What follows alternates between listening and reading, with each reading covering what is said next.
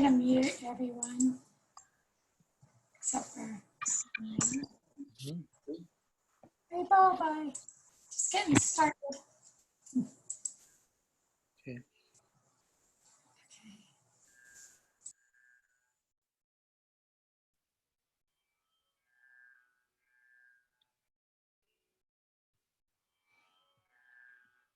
Okay, let's begin.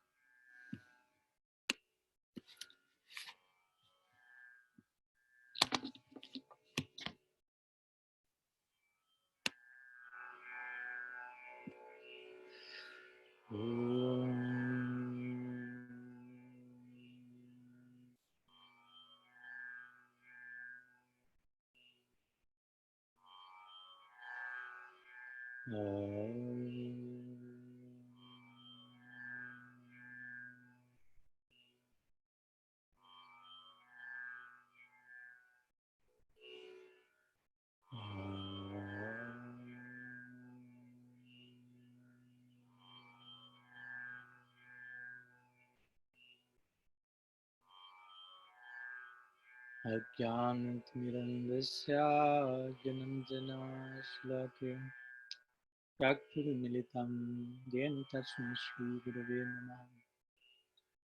Nam shrishtam manumapi sattiputram mitrasvarupam rupam tasya gajamurupurim makurim vasavatim radha kundam girivaram maho radhikanadhavasam prapto yasya pratitha kripaya shri gurum tam tasmai Vancha kalpataruvyascha kripa sindhubhya eva patitān pavanebhyo vaishnavibhyo namo namaha. Anarpitacharim chirat karunayavatirno kalu samarpayitum unnatos balarasim svabhakti vishnu Hari purata sundara dhyuti padamba sandipitah Sada hridaye kandaresh purato vasachinandanaha Janalambita bhujo kanakavadatu Sankirtanaigovitaro kamalaya takshu Vishwambaro dhyavaro jugadharmakalu Vande jagatpriyakuro karunavataru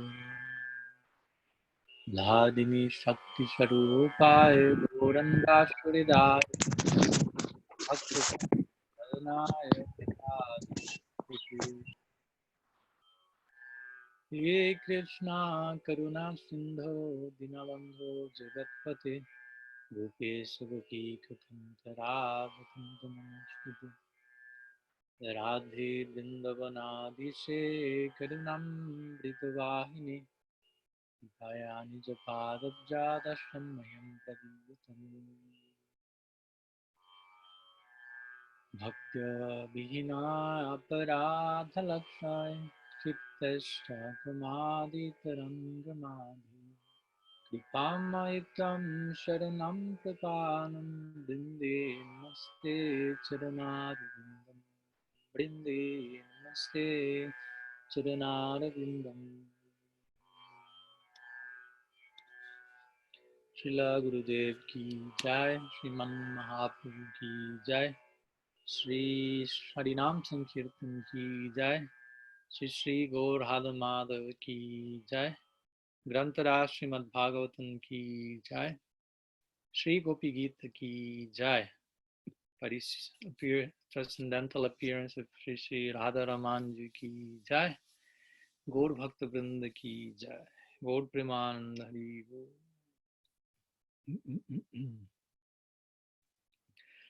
So good afternoon, good evening to all of you again.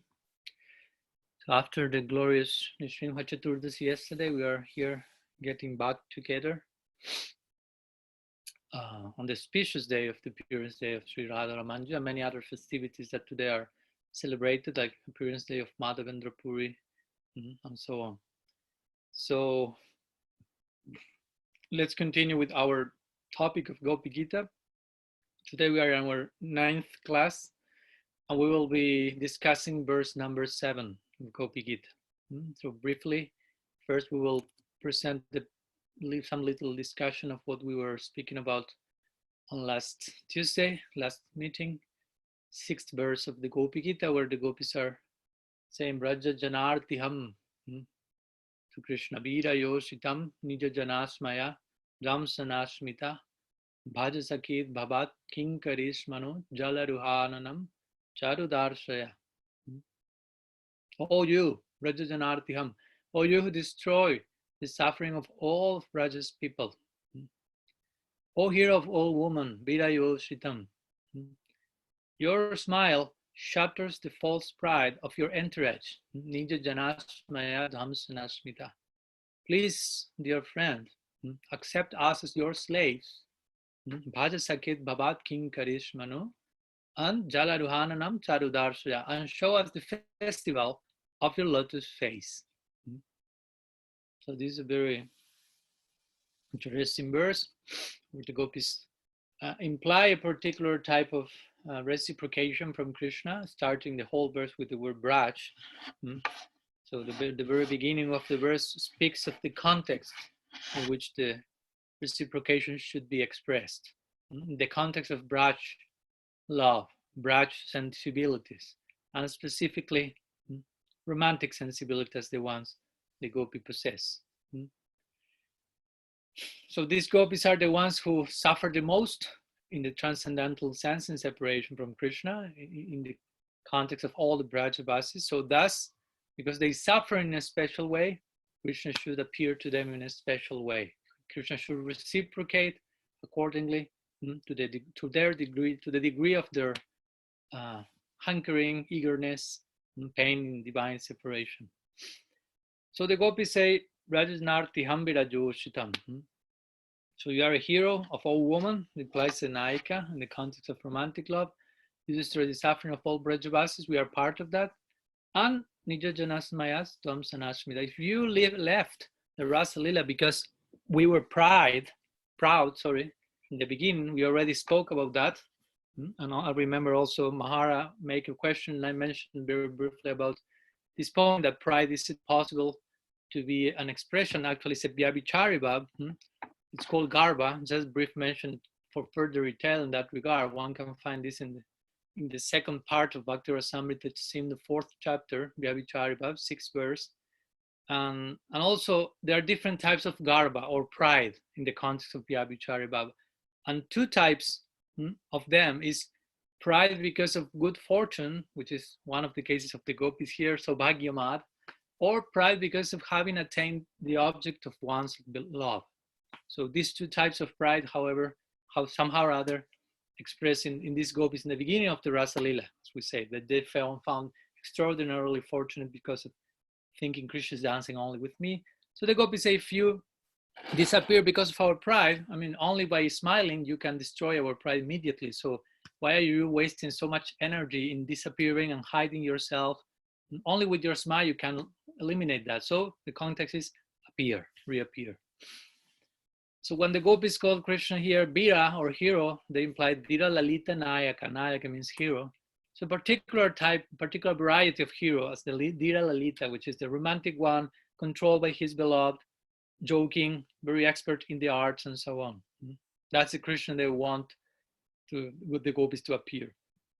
And they say, King Karishmano, we are your slaves, we are your maid servants.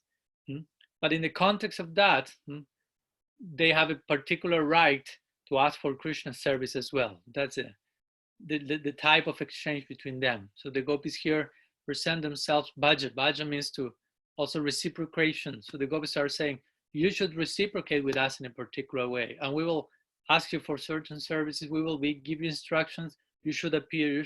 First you should appear. Then first appear, and then we will give you further instructions and so on. But eventually, the conclusion of this verse, as well as the others, is appear before us over and over again. And they say, Jalaruhananam charu darshaya. Appear before us, show your beautiful face, your beautiful lotus face over again and again. So some brief words regarding yesterday's class. So today we will go to the 7th verse. I will share the shloka in the chat for all of you. There it is. So let's recite the verse in Sanskrit, and all of you invited to join.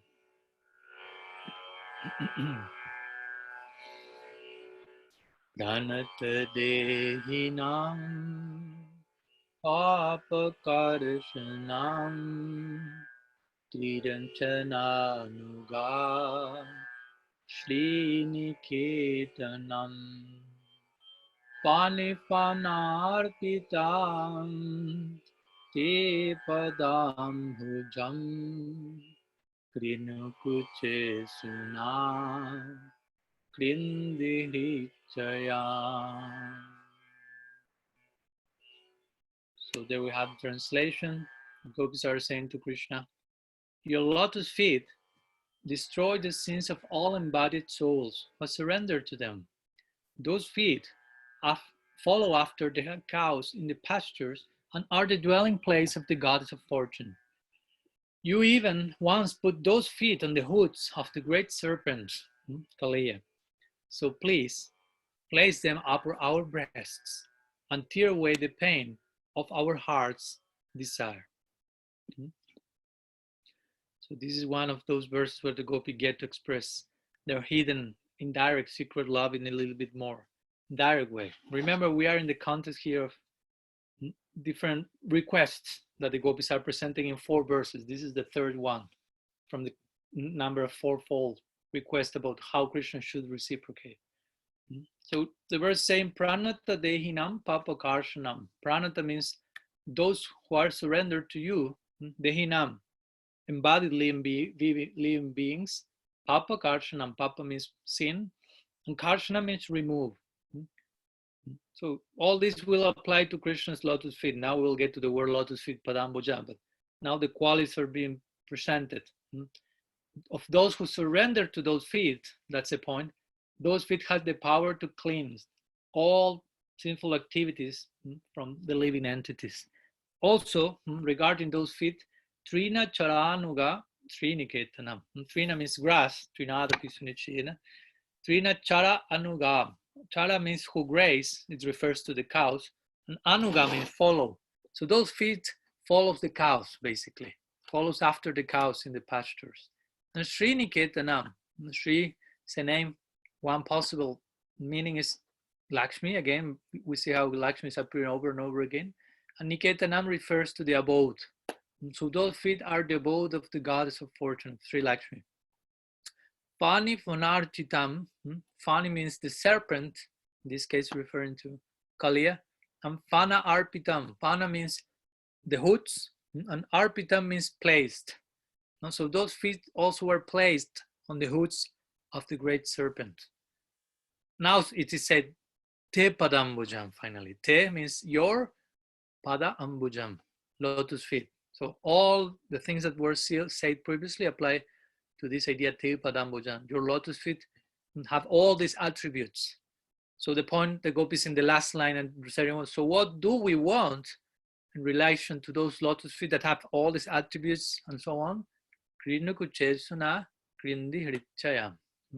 So kṛṇu means please put, kuceṣu means on the breasts, na means on our breasts, please put on our breasts, kṛndhi hṛc-chayam. Please put on our breasts, of course, those lotus feet, and thus kṛndhi hṛc-chayam. Kṛndhi means cut away, and hṛc-chayam means the lust in our hearts, or the fire of desire, loving desire. Again, these are this type of striking examples that so much seem like mundane lust, but actually are speaking about the topmost level of self-forgetfulness and divine love. So let's now try to unpack a little bit the meaning of this verse and start making this very clear, because generally, again, ordinary people or our ordinary side imagine the gopis appeal here to be born of mundane emotions.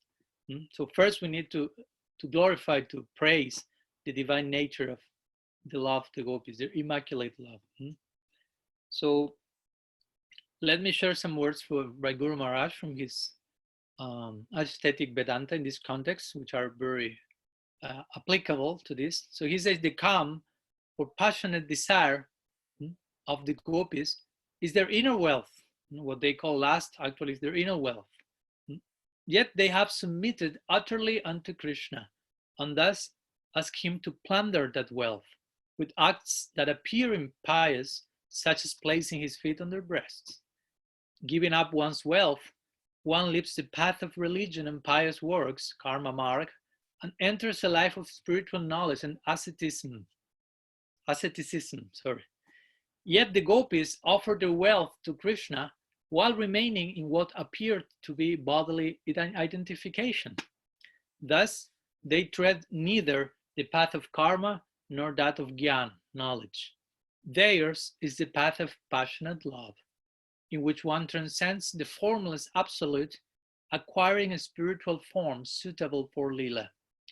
As Krishna's feet follow the cows, who cannot listen to discourses on eternity, the gopis insist that those feet also tend to their desire, for they cannot hear about how what they are doing might be irreligious, potentially barring them from eternity. Very beautiful. Srila Guru Maharaj has summarized the whole verse, presenting the real standing of the gopis, of their feeling, which seems ordinary, but at a closer look, it's way above beyond karma, but also it's not of the nature of jnana, but also it's not of the nature of karma, it's of the nature of bhakti, and a particular type of bhakti, particular type of raga bhakti, passionate love, agadmika bhakti. And this is very clear, when the gopis are presenting their plight, they have no interest at all in their own pleasure. That's something we have tried to show, and we will try to keep showing over and over again, because that will help us a lot to harmonize in ourselves every time we hear all the things in which context this is being expressed. So gopis have no interest in their own pleasure, and Krishna is under their control. All this is already indicated, but will be eventually indicated by Krishna's own words after the after the Gopi Gita, when Krishna reappears. We will see that in our last meeting, when Krishna pronounces this famous verse, Napariyaham nirabadya samjajam, and so on. Say, Napariyaham, I cannot repay my debt to you. So God is saying that to the gopis, so we can imagine the level of their wealth. He cannot repay, he wants to honor that, he wants to taste that, so many things. And all the revealed scriptures mention Krishna is only controlled by pure love, not by lust. Lust is not touching him at all. So if Krishna is controlled by the gopis, it means they have real pure love, not a tinge of dust is there. So they have the highest love, actually.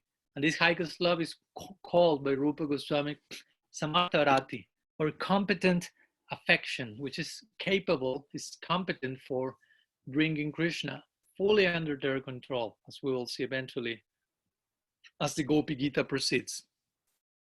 So let's hear some words about this idea of samarta-rati. We have mentioned that briefly in some of our talks, but let's analyze a little bit more in detail. Samarta-rati and other two types of rati. In total, there are three.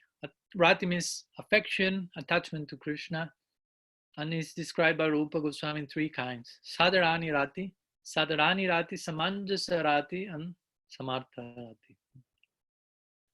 From low to high, basically. So Sadarani rati has to do with the attachment to Krishna. You have an attachment to Krishna for your own enjoyment. So an example of this Rupa Goswami has given is Kubja, the hunchback Kubja. Basically, that's the only example he has given in this rati. She desired to enjoy Krishna, basically, not to give him enjoyment, actually. So this was lust, if you will, but exclusively centered in Krishna.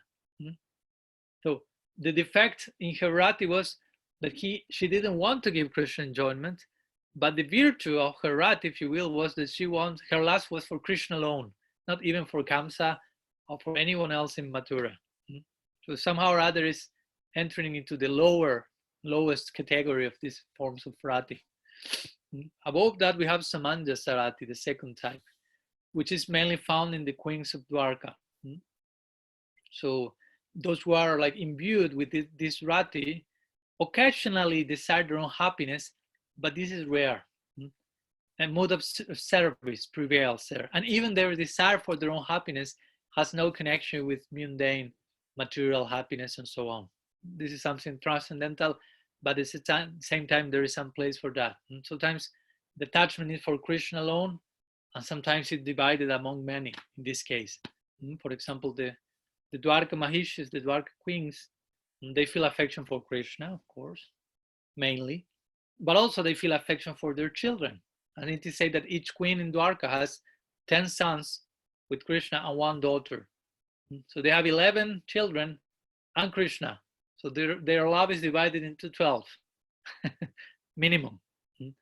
So, but actually much more even, because their love is further divided into the members of their household and the maid servants and many other people over there in Dwarka. So higher than the first one, but it's still quite diluted in comparison to Samartha Rati or the Gopis Prem. So let's go to that last one. The Gopis Prem is called Samartha Rati, or competent Samartha affection. And this type of Rati is only found exclusively in Braj. Samartha means, as I said, competent, powerful, and the implication is this Rati surely controls Krishna in every respect. This doesn't happen with the other types of Rati. And the gopis are selfless to the utmost degree. We can speak about some level of being selfless, but there are levels of development on that, of self-forgetfulness, of dedication. There's no limit to that, actually. It's a constantly evolving thing. They are becoming, an eternal becoming, into higher and higher realms of selflessness. That's going on in the lives of the gopis and so many other devotees in Braj. So the gopis have their love for Krishna, and that love is not divided between anyone. Therefore, their houses, their family, their society, themselves, everything is forgotten, and only the object of their affection is there. So, and they never think how they can relieve their own sorrow. In this case, they are suffering, but it's not their sorrow. They are suffering, as we said, because they cannot please Krishna as they need, as they will like, because he wants that. They are not worried about their personal happiness. They only want Krishna's happiness, and that's why Krishna is fully controlled by them. So this is Samartha Rati. Now let's go back to this world where many devotees are practicing, struggling in their sadhana and so on. And being honest, we have to recognize that many devotees will practice bhakti, at least in some level, because in the core of their heart, they will see this bhakti as a means to attain their own happiness and avoid distress. Intuitively, most conditioned souls, even those who are starting to practice spirituality, have this necessity: stop suffering, being happy. It's rare to find someone who only wants Krishna's happiness. That's a very high degree of affection again. Only an Uttam Adhikar, an Uttam Bhakta will, like Prahlad. Yesterday we were speaking about Prahlad. His love is of this caliber, represented in 4th verse of Sikshastakam. Nadanam, nadanam, nashunda. I don't want anything for me, nothing from this world, nothing in a selfish way, only render service. So what to speak of the gopis, whose love is mainly, Radha's love is mainly exhibited in Sikshastakams last verse. The foundation is selflessness, but that's just like, if you will, an abstract foundation stage on which so many degrees of dedication, love and dedications is expressed. So in these gopis, we find the ultimate perfection of this type of Uttam Bhakti. Uttam Bhakti by Rupa Goswami is described as Anushilanam, which means a service to Krishna with one's mind, body, senses, a culture, a practice which embraces everything: words, intelligence, emotions, feelings of the soul. Actually, the gopis are even beyond that. The gopis are not classified as uttam bhaktas. Even though they have those qualities, they mainly are connected as bodily expansions of Srimati Radharani, Kaja Vyuha Rupa. She is the personification of the Ladini Shakti, of Krishna's own pleasure potency. So we are speaking in high terms here. We are here in the very, very selected discourse by the mouth of the gopis. So the gopis, they do not conceive this idea about getting happiness to drive away their unhappiness. Any of this, I'm mainly mentioning this because this verse seems so much about that, wanting to satisfy their desires in order to dispel their suffering. But it's not about that. The only purpose of their functions in bodily way, mental way, emotional way, is to make Krishna happy, basically. Anukulyena. Favorable mood to please the senses of the Lord of the senses. So in this context is that the gopis are describing their own beauty, their own youthfulness, even their own torment through lust, as they are saying here, only for the sake of inciting Krishna's enjoyment of conjugal pleasure, because they know he wants that, he's in need of that. Eventually, this will be further established, especially in the last verse of the Gopi Gita, how the gopis' so-called lust actually involved the purest affection for Sri Hari, devoid of all sense of separate interest. Let's go for a minute back to the second verse of the Gopi Gita also, where the gopis address Krishna's Suratanata, which means many things, but one of them, Lord of conjugal pleasure, or you who beg for that type of romantic experience. Because as we said, Krishna had begged the gopis for the treasure of the amorous pastimes, through the sound of the flute, by certain glances, by certain gestures, and so on. Now, an interesting twist comes here. We could say also, Krishna wants all this because he feels that the gopis want it. And the gopis want this because Krishna wants that. I don't want to throw you into circular reasoning, but the point is, the idea of this is both Krishna and the gopis try to please each other selflessly. Krishna is asking for something because he feels the gopis want that, so I will ask for that. And the gopis are asking for something because they feel Krishna wants that, so we want that. But actually, there is no selfishness in either both parties. Of course, at the same time, if we can want to express this more in linear time, if you will, and not in circular conception, we could say the gopis first desire to serve Krishna, and from this comes Krishna's appetite to be served. No? In our case, it's different. It's different. No? It's not us the ones who take the first step towards Krishna. He himself comes to us through the agency of his Kripa Shakti and the sadhus, and only then we can use our will, our volition to choose voluntarily to advance in that direction. But here we are speaking about a different category, a different case. So the root cause of the exchanges of the gopis is their disposition to serve. In the context of rasa, for example, it is said that the desire to serve first is coming in the heart of the naika, the heroine. Remember, when we speak in terms of rasa, we're speaking about drama, theatrical performance, aesthetic considerations. There is hero, there is heroine. So the heroine, this is the laws, the codes of rasa, the codes. The heroine has, the desire to serve first comes in the heroine, but she's not expressing that openly. That's the indirect way of approach. So the hero, in this case Krishna, he knows the desire of the heroine by her behavior, mood, certain signs, indications. So at that point, the hero will speak openly. That will arise, create more longing in the heroine. No? So there's some of the delicate considerations etiquette, if you will, in the realm of rasa, drama. These are very refined ways of conceiving. And that's why Chaitanya Charitamrita said, if you want to speak about rasa, you have to do that through poetry.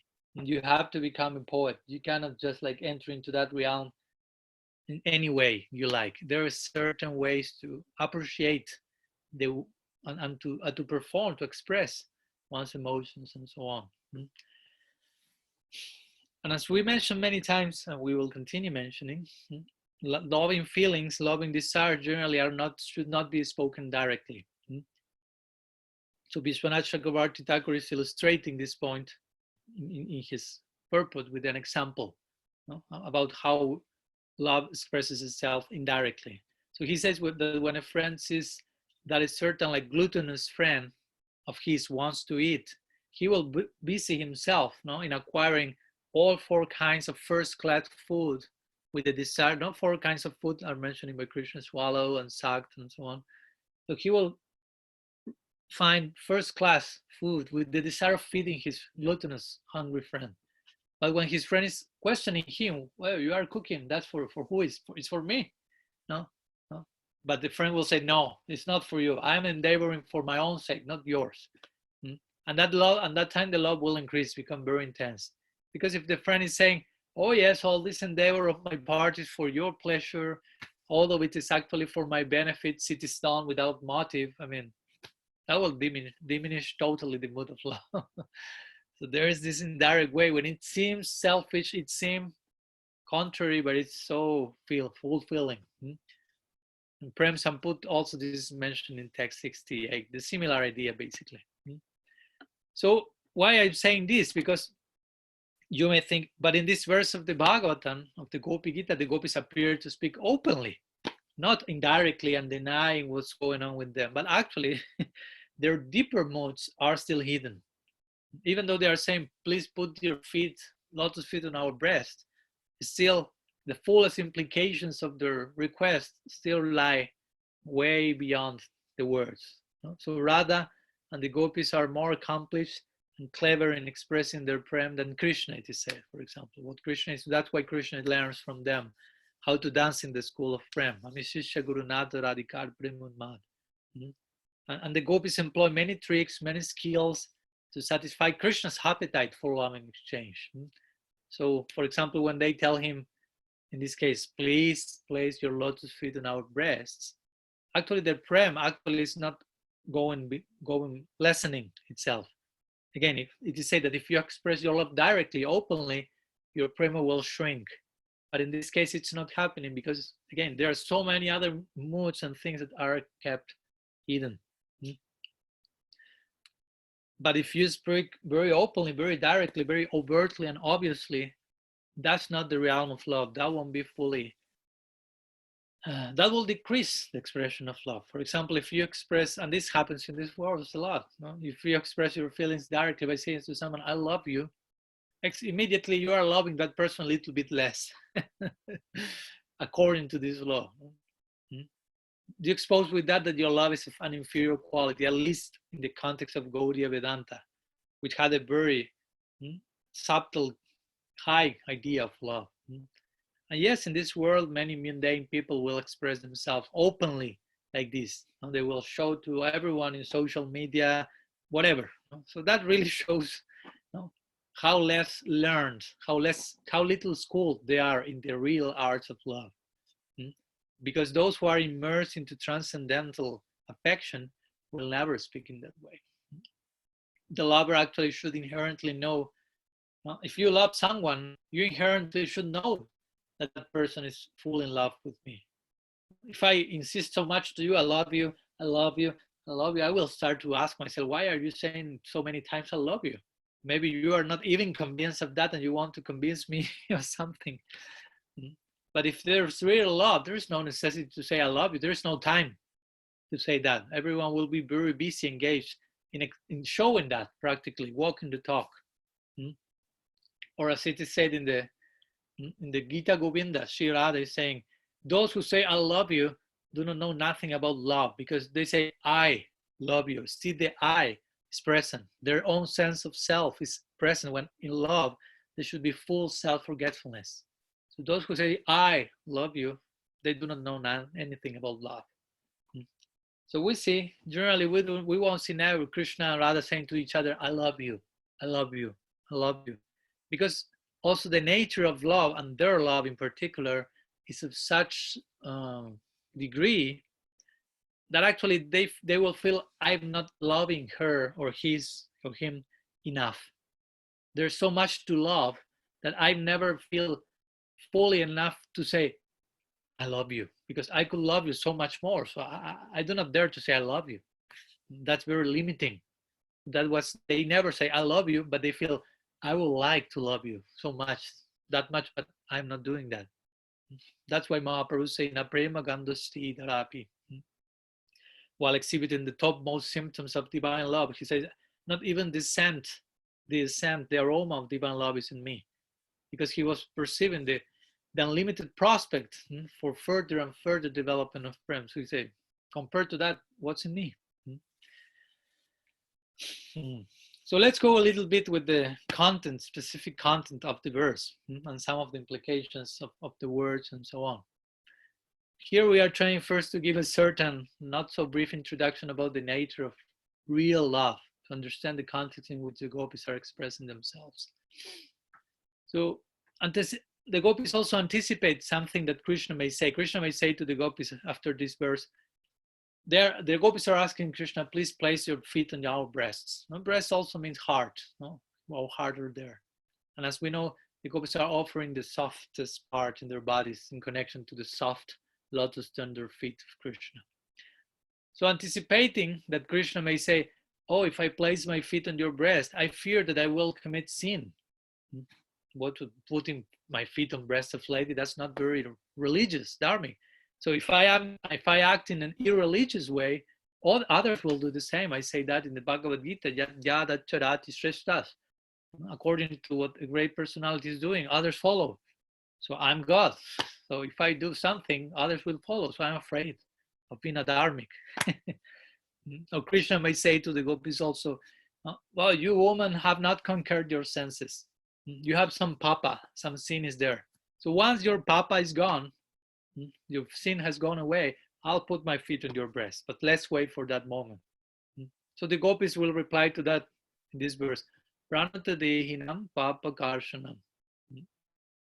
You are the destroyer of the sins of all embodied beings to surrender to you. So how can there be any question of your sinfulness? How can you become sinful by touching us if you destroy the sins of everyone?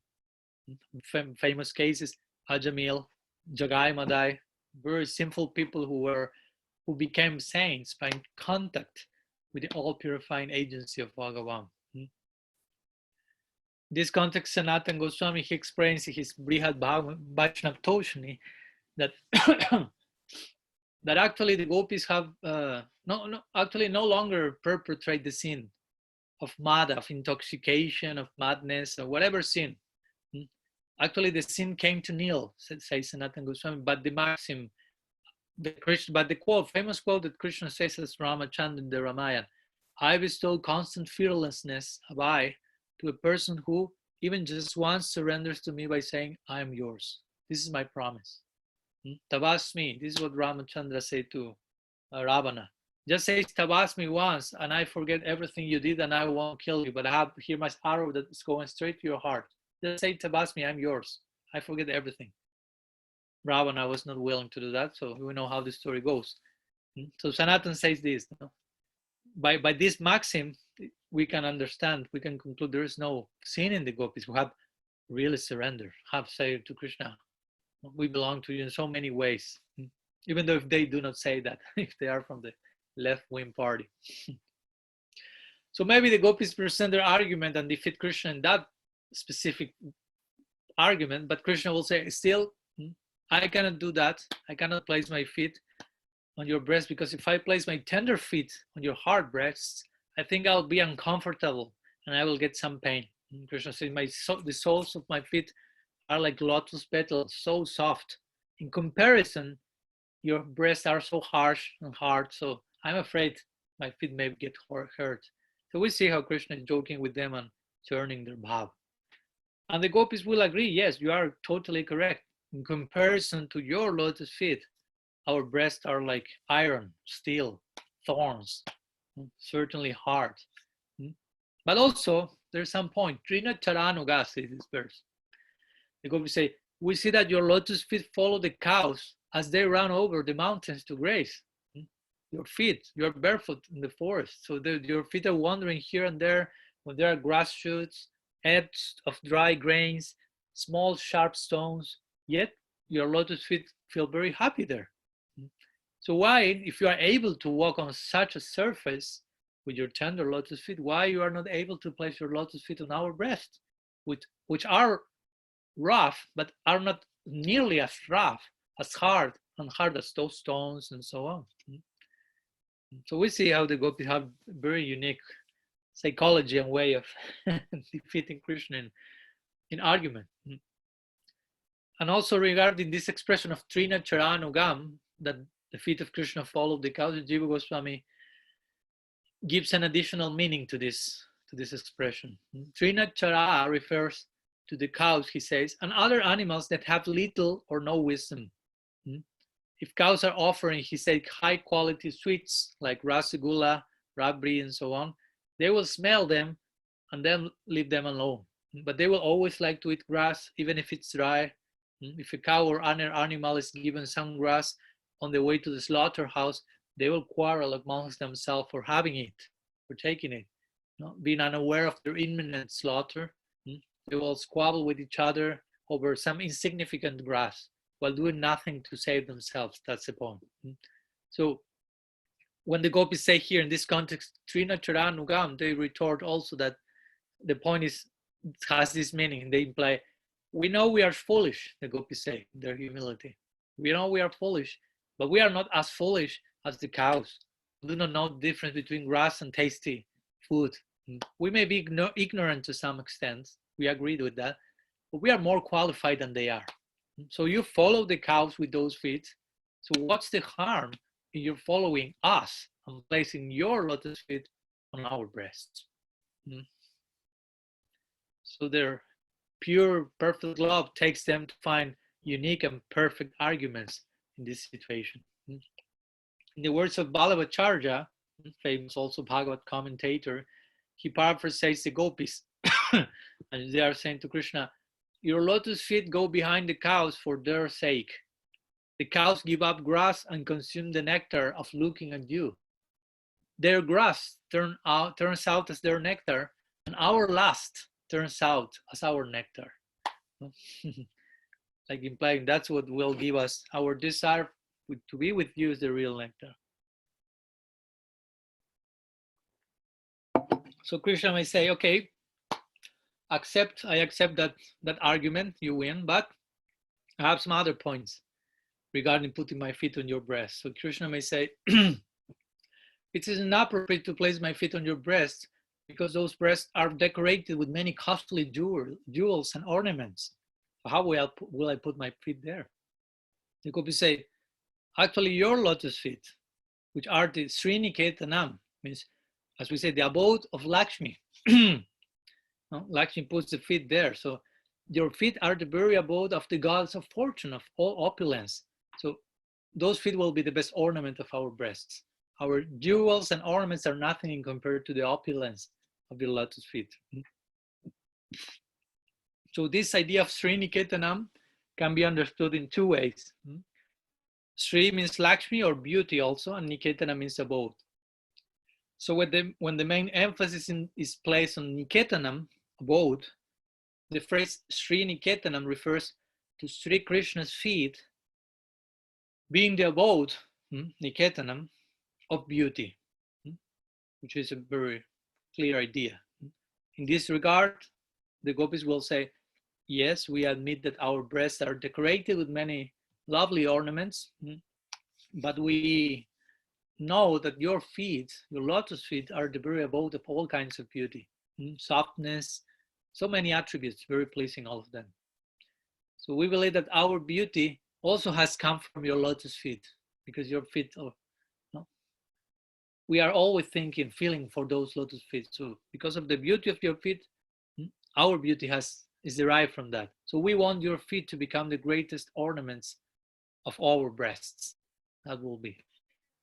If the emphasis is placed on Niketanam, again, when the emphasis is placed on the word Śrī, the phrase śrī-niketanam refers to Śrī, in this case Lakshmi, and the abode of Krishna's lotus feet.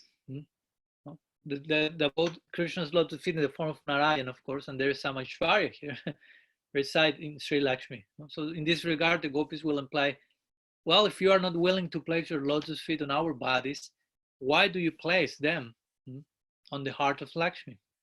She always keeps them on her heart in a spirit of service to you. So if you can keep your feet on Lakshmi's heart, then why not on ours? On ours heart. Again, breasts means heart. And Krishna may respond, okay, I accept that as Narayan I put my feet on Lakshmi, but why should I keep them on your breast, on your hearts? And the gopis will reply very naturally, because we are gopis, and you are a gopa.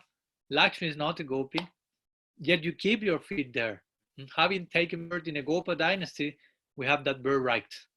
That's the birthright the gopis have. As gopis, you are gopa, we are of the same breed, same DNA. Come with us. So interestingly, in the midst of such an intimate expression, they invoke so much Aishwarya. They're saying, actually, you are not different from Narayan, and your manifestation is Narayan, Lakshmi is with you. But they use all that Aishwarya just to increase their Madhurya.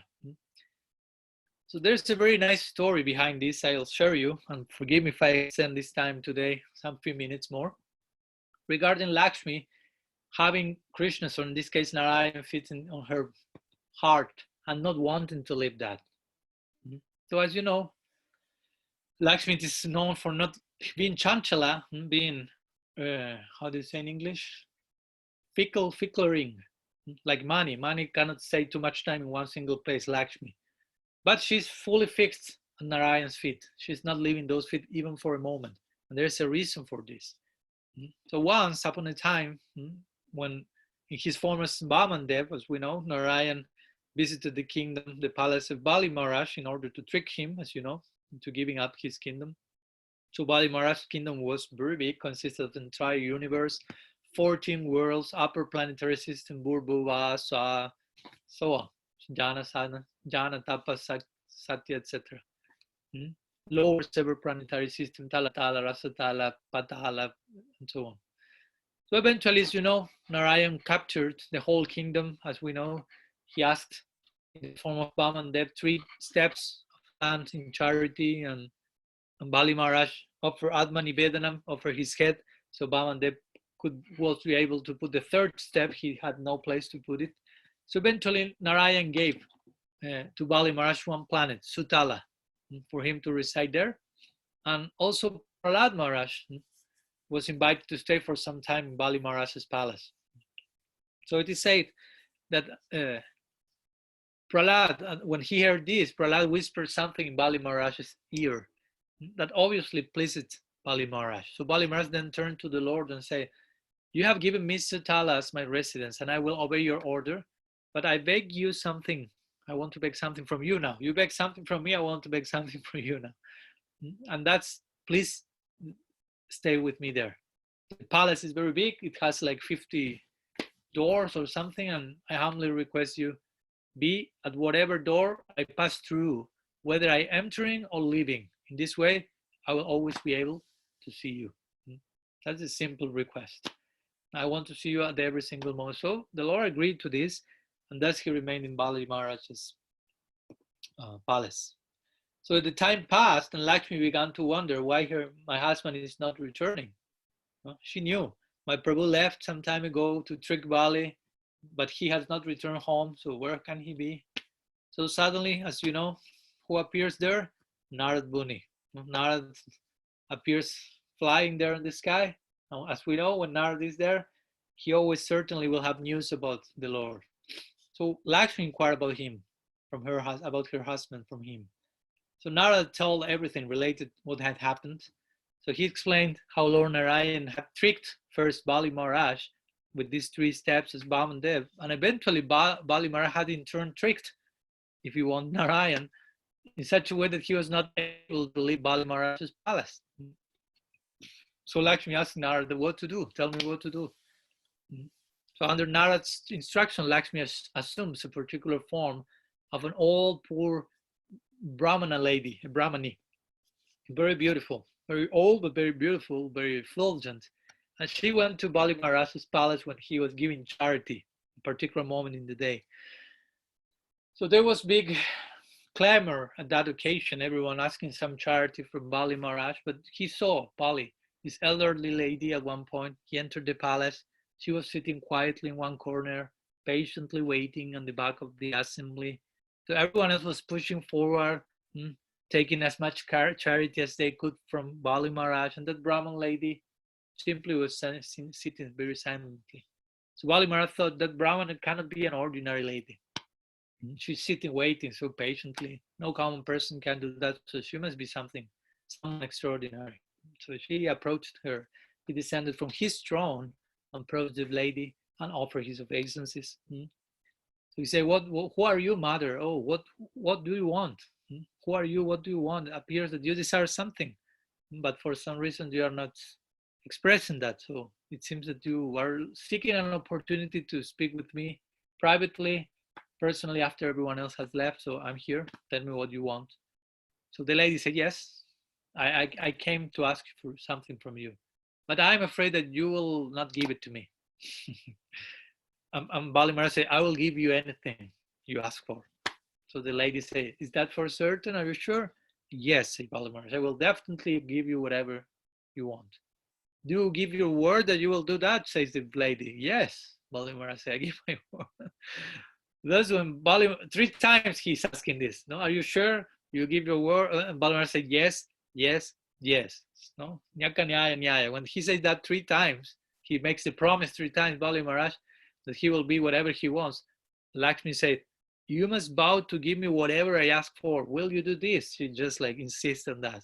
So upon hearing these words, Bali Maharaj remembered, oh, Lord Narayan, in the form of Bhamadev, he made the same request to me. No, he was asking like this. So he said to the lady, why you? And the Brahmin lady didn't reply. She was silent. And eventually Bali Maharaj said, okay, please tell me what you want. So it is said that the Brahmin lady didn't say a word, simply pointed towards Bhamandev, Narayan in the form of Bhamandev. And at that moment, Bali Maharaj realized, oh, she's Lakshmi.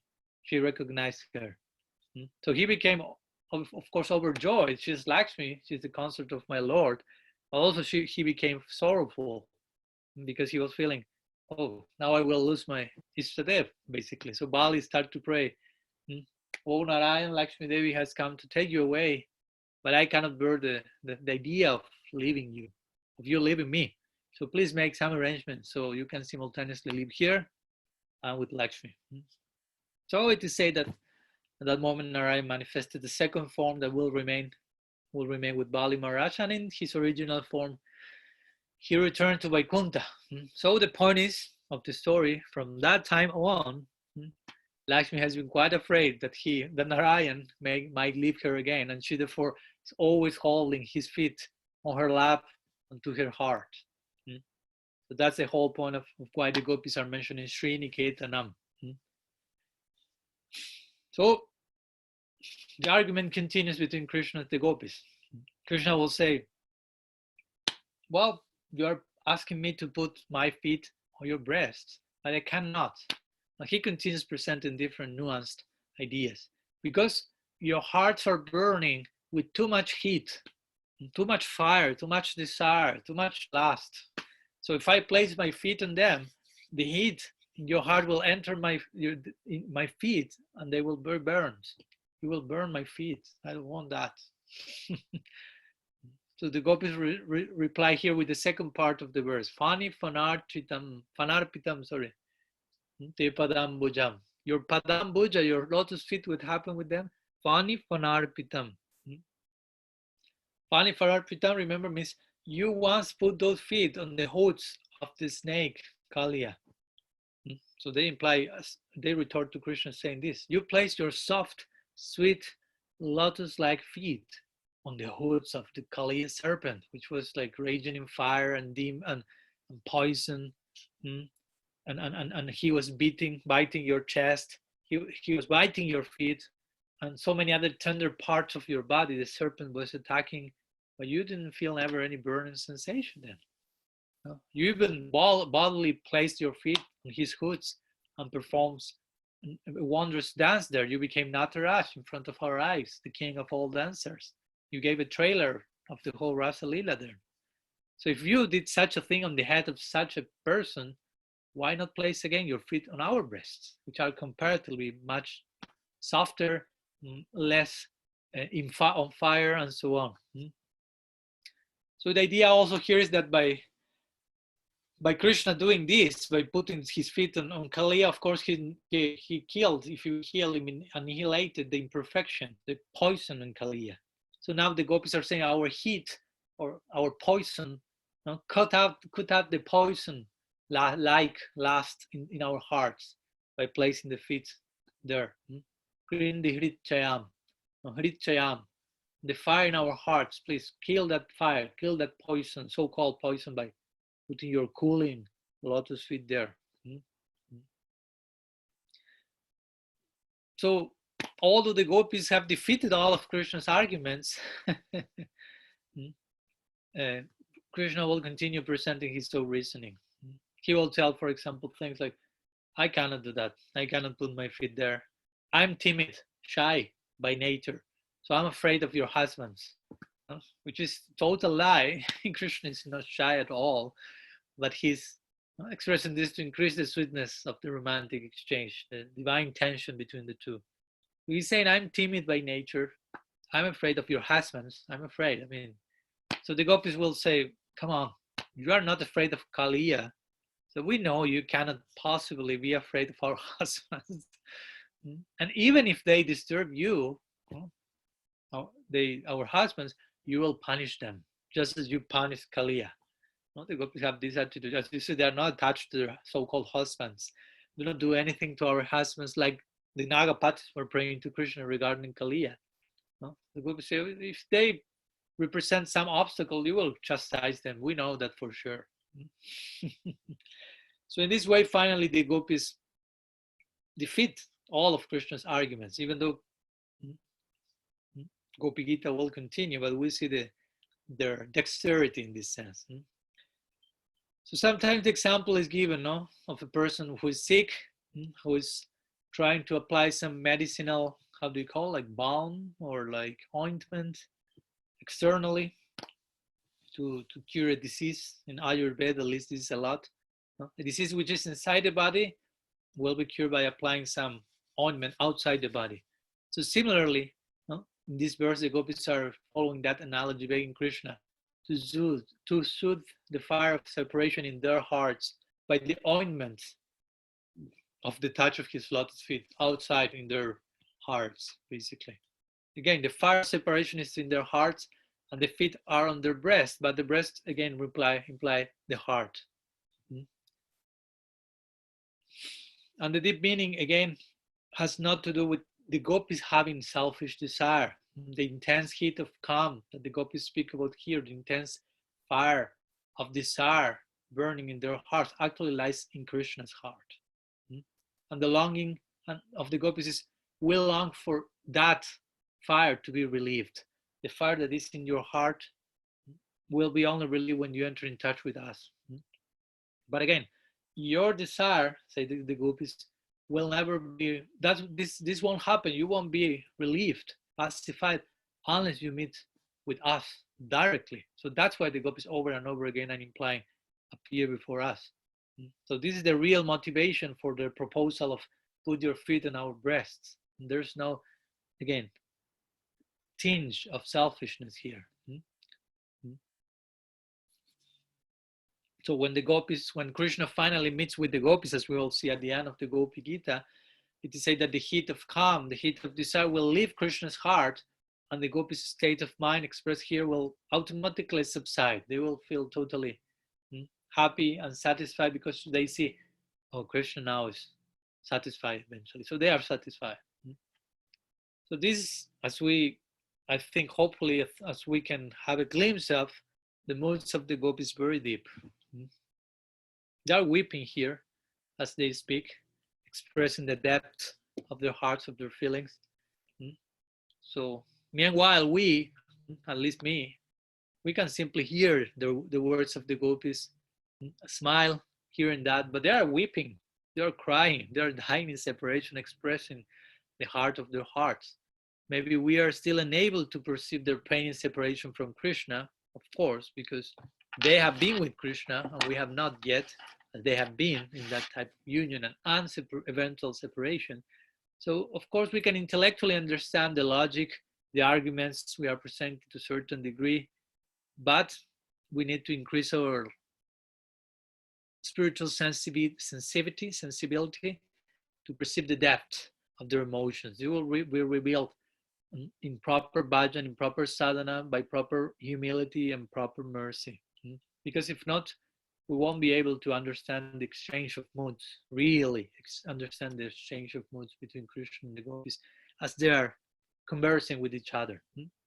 But again, as I said, even though we may lack certain realization, if we continue with this culturing, Krishna Anushilanam, this daily engagement in bhakti, eventually one day we'll certainly acquire the necessary adhikar, taste, lobha, laulam, transcendental greed. And of course, all this is part of that. The fact of getting together and engage in Shravan, Kirtan, hear about the mood of the eternal residence of Raj in connection to Krishna, become imbibed and get attracted to that on some level, eventually engaging in from a Jata Ruchi Raga Bhakti to Jata Ruchi Raga Bhakti, and gradually inhabit these concepts more and more. So some ideas, some thoughts we wanted to share today regarding this 7th verse of Gopi Gita. So I don't know if there are any questions today.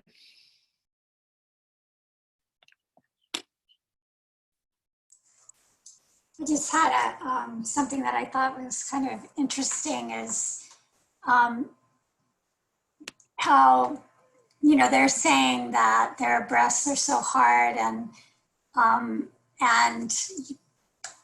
Krishna's saying that, and then they're retorting that, well, you go out into the pasturing ground and after the cows. And I was thinking, Krishna actually defeated that argument with Mother Yashoda when she wanted him to wear shoes out to go out, and he said, well, I don't need to wear shoes because the cows will break up all the stones and then they'll clear the path with their tail.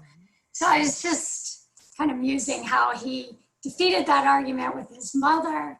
So again, different rasas and exchanges. But yeah, it is mentioned that will be seen in a further verse, almost one of the last verses, where the gopis are, well, eventually the last verse actually, which is quite similar to this one, but in a heightened way. The very last verse spoken by Sri Radha, again asking for Krishna to put his feet there, and the gopis expressing their pain by the thought of how harsh are their breasts compared to the softness of his feet, and they are thinking at that point, as you mentioned, not only about regarding what you say, what the cows are doing, but also it is said that that Mother Earth herself, she extends her tongue as a carpet to taste the sweetness of Krishna's feet. So she extends itself in such a way that there is no sharp edge of stones or nothing dangerous. Also, Vrinda Devi making all arrangement, the cows doing that. So actually, there's no reason for the gopis to be concerned about Krishna's feet having pain in the forest, but at the same time, there are certain attributes in Mahabhav. Rupa Goswami described that in Ujjwal Nilamani, which is that even if your beloved is perfectly okay and has no problem, because of this particular love, you are feeling some danger may be there, some problem may be there. No? So even though nothing is going on, no, you may feel something happened and you are overly concerned. This happens in this world as well, but that happens in the other world from another perspective. No? So that's something to add to what you say. But yes, I agree that it's interestingly charming how, of course, Krishna will, in certain circumstance, will accept certain argument and defeat it. But in another context, in this context, we are speaking about romantic love, Mahabhav. So one of the symptoms of romantic love and Mahabhav is to have this extreme over concern. So Krishna there has nothing to say there, no? So he just, yeah, surrenders to that, if you will. It's very sweet class. Thank you. Something else? Some other questions?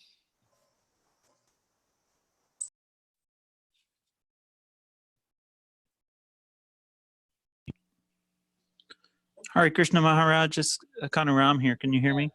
Yes, I can hear you. So you mentioned about Kubja, and I think I heard somewhere that she's like an example of like ordinary love, like material love. Mm-hmm.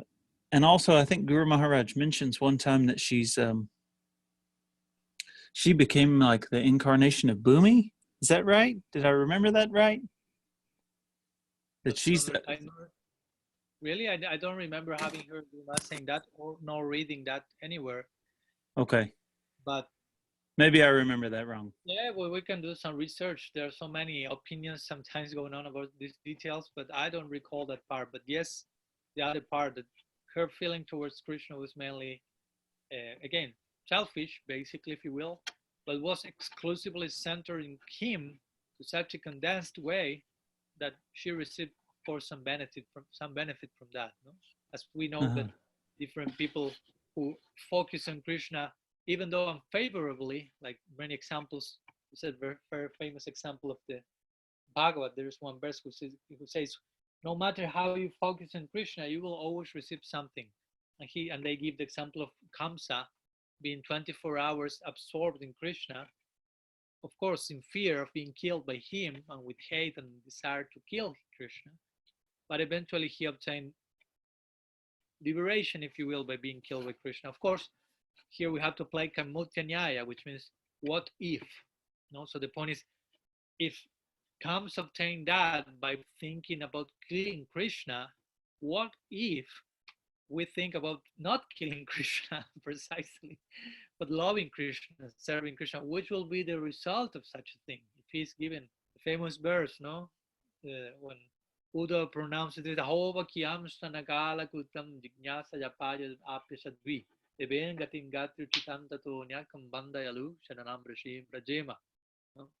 How will I surrender to someone else more merciful than Krishna, who gave to Putana the position of a mother, even though she had poison in her breast and wanted to kill the infant? So again, the idea is, I won't follow the footsteps of Putana. If she obtained that, what must be the result of someone who approaches Krishna with a favorable attitude? So again, Kubja had not the purest attitude. It's not an example for us to follow. We are not promoting her standard of devotion. But even though he was blessed and to that point of absorption, her love was considered as some type of rati generously by Rupa Goswami, but the lowest type. So of course we are to follow the examples of not even the queens of Dwarka, but the inhabitants of Braj. But regarding the idea of Kubja being Bhumi, I haven't heard that one. So please do some research and inform us about the news. Okay, I'll check into it. Okay. Thank you very much. Oh, thank you. Something else?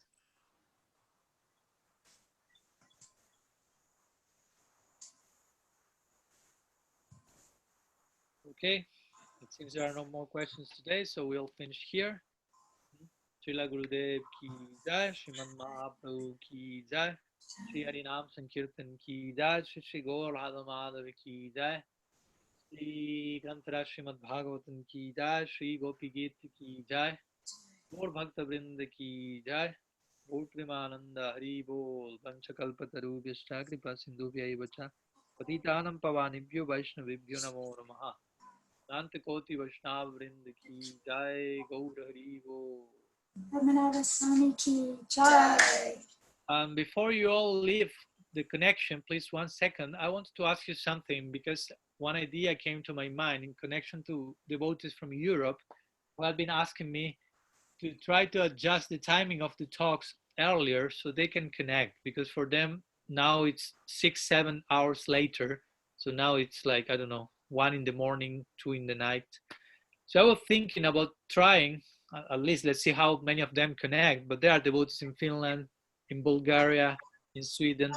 So I was thinking at least we can make it switch at least for a week and test how it works, and do my lectures at 12 at midday, from 12 to 1, something like this. But I don't know how is that for you, because if all of you tell me none of us can be there, of course we are already following the series. I don't want to lose you on the way. So I would like to know about your opinion. All of us are in quarantine, I think, but also I imagine all of you have things to do. So I don't know if you can follow somehow or other the series, even if we make it from 12 to 1 in the midday.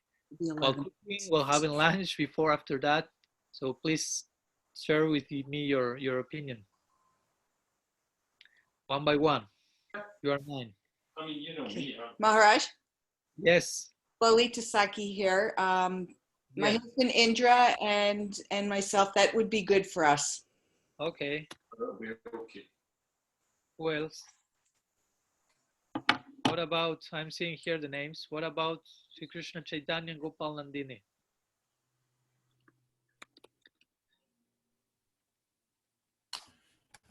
I think that could probably work for us. Yeah. Okay. What else? Kanuram? I know that you It might- have particular I- timings. Sometimes you can, sometimes you cannot, but Exactly. My schedule varies, so sometimes that would be good, and other times not. But yeah, be good for the devotees in Europe. let's see. What about Subal? Yeah, I'm like Kanaram. Sometimes it'll be good and sometimes it'll be bad. Today and tomorrow I'm at work all day. Uh-huh. So after is better, but some days I'm home. So hard to Okay. say. I understand. What about Amal Bhakti? Perfectly fine, thank you. Perfectly fine, you said? Yes. Okay. And what about, who else is there? Abhay? For me, I do work every other week, and right now my schedule, I get out at 4, so it wouldn't be better for me, but I would certainly, if more devotees can come, I could always watch those other classes when I'm working after the fact. So Okay, let's see. Even though, as you know, I'm uploading daily the classes on podcast as well, in case one is not able to be there. They will be just ready for being listed every single day, ideally. What else? Who else? Mahara? It would work for me most of the time, yeah. Okay. And Go Narayan?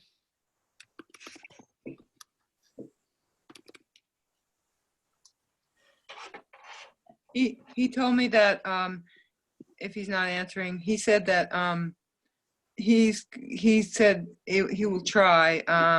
He's working on this. Yeah, he can. I think he can do it most of the time. Right. And I don't know who else have been following the series these days. Kevin, I don't know, Kevin, he's not here now today, but I will ask him privately. So my point is, now we finish the series this week. Next class will be on Monday. So I will be announcing in the Sri Chaitanya Sangha Facebook group about the new timing, and we will try. Let's see, because if no other devotee from Europe connects, or only one, we may return to our original timing the other week. But next week, let's try at 12 to see how it fits to all of you and to the devotees in Europe. Or maybe we can do 1 week to each side of the planet or whatever, trying to consider a little bit all of the members. But daily, the audios will be uploaded anyhow in the podcast.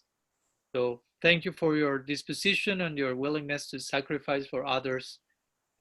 Also benefits. That's a good way of learning the lesson of what we are hearing these days here.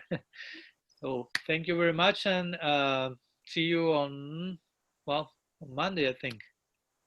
On Monday we have our next meeting, 12 in the midday. So thank you very much. Gaur Hari Bol.